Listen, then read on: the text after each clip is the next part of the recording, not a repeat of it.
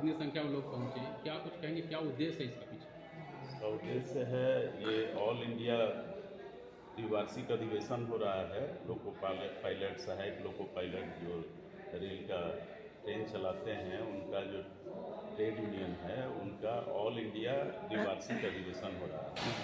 इसमें हम लोगों का मुख्य मुद्दा है कि जो 2001 की जिम्मेवारी है, चाहे वो 2004 के पहले वाले स्टाफ हों, चाहे 2004 के बाद वाले कर्मचारी हों, दोनों का जिम्मेवारी सेम है। मेडिकल स्टैंडर्ड A1 है। पनिशमेंट का जो रूल है दोनों पर एक ही तरह का लागू है, लेकिन एक ही चीज़ में अंतर है कि 2004 के पहले वाले जो रेल कर्मचारी हैं या सेंट्रल गवर्नमेंट एम्प्लॉई हैं, उनका पेंशन का जो नियम है वो CCS रूल है, और 2004 के OPS है, और पुरानी पेंशन प्रणाली है।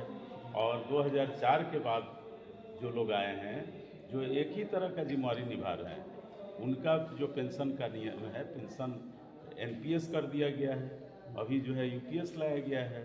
तो एक तरह का जब कर्मचारी है, एक तरह का कार्य करने का शर्तें हैं, जिम्मेवारी है, तो पेंशन का नियम एक क्यों नहीं होना चाहिए? तो ये मुख्य मुद्दा हम लोगों का है LRSA का। सर, जो रेल घटना हो रही है लगातार, उसमें कर्मचारियों की भी जान जा रही है, तो इसके लिए क्या कुछ आप? देखिए, क्या है कि मैं पहले परिचय दे दूँ। मैं SP Singh, general secretary south eastern railway, all India loco train staff association. दिक्कत कहाँ है कि एक्सीडेंट हो रहा है, तो एक्सीडेंट क्यों हो रहा है, इसके पीछे निजीकरण आपका जो है, निजीकरण जो है सबसे मुख्य कारण है। इसका निजीकरण से आपसे बाहरी स्टाफ लाए जा रहे हैं, धांधली हो रही है, उसमें कॉन्ट्रैक्चुअल स्टाफ लाए जा रहे हैं, आउटसोर्सिंग हो रही है, उनका कोई अपना उन्हें कोई ट्रेनिंग नहीं है, कोई जिम्मेदारी नहीं है। हम सरकारी एम्प्लॉई हैं, हम कोई गलती करेंगे हमारे ऊपर तमाम धारा लगा कर पनिशमेंट दिया जाएगा। अनएक्सपीरियंस लोग को, एक्सपीरियंस, और सरकारी कर्मचारी नहीं, प्राइवेट कर्मचारी बाहर से लाकर काम कराने की कोशिश की जा रही है, जो कि गलत है। तो वह मूल कारण है। और दूसरी कारण है कि जो हम ट्रेनों की जो दुर्घटनाएं हो रही हैं, स्टाफ स्ट्रेंथ बहुत कम है और वैकेंसी बहुत ज़्यादा है। आपने देखा होगा कि आपके पटना से ही जब रेलवे की सहायक लोको पायलट, जो हम जिस संगठन से बिलोंग करते हैं, जो हमारा रीढ़ है, उसकी वैकेंसी पहले 5000 करीब आई, 5900। और हमारे मेमोरेंडम संगठन के हमने दिया, और यहाँ सभी कोचिंग के जितने बड़े बड़े टीचर हैं, खान सर या जो भी हैं, इन लोगों ने उसको टैग करके यहाँ 2 करोड़ ट्वीट जो है रेल मिनिस्टर को किया गया हमारे मेमोरेंडम के ऊपर में।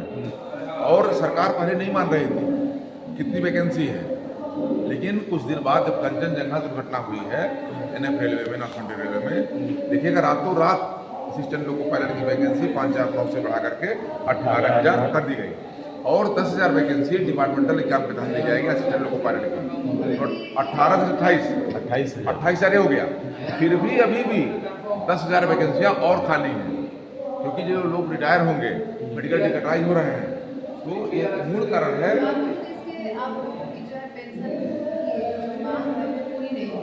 पेंशन की मांग मेरी ही नहीं है, केंद्रीय कर्मचारियों की है, राज्य कर्मचारियों की भी है। तो ये जो है सबकी है। जिनका कहना है कि हमारे ऊपर वित्तीय बोझ आ जाएगा, हम कह रहे हैं कि जब UPS इतना अच्छा है, कह रहे हैं, तो खराब OPS को ही दे दीजिए हमको, UPS की जरूरत नहीं है।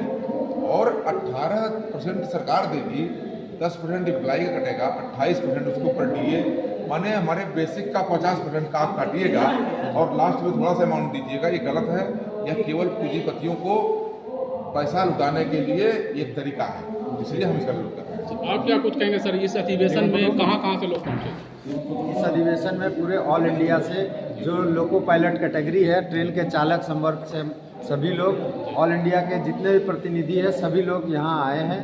और ये आज दूसरा दिन है और कुछ ही देर में ये खत्म हो जाएगा। ये अधिवेशन से मुख्य उद्देश्य क्या होगा, निकल रहा है? देखिए, अधिवेशन, कोई भी चीज़, अधिवेशन जो किया जाता है वो अपने पुराने जो संगठन होता है उसके पुराने कार्यों का अवलोकन होता है, उसका उस पर चिंतन होता है कि हमने क्या किया और उसके बाद आगे हम कैसे काम करें, देश के सामने, कर्मचारी के सामने देश के हित में क्या है, कर्मचारी के हित में क्या है, उस पर हम लोग कैसे काम करें, उसकी तैयारी और रूपरेखा तैयार की जाती है। परिचय दीजिए सर। पिनाकी नंदन, मंडल सचिव सोनपुर मंडल।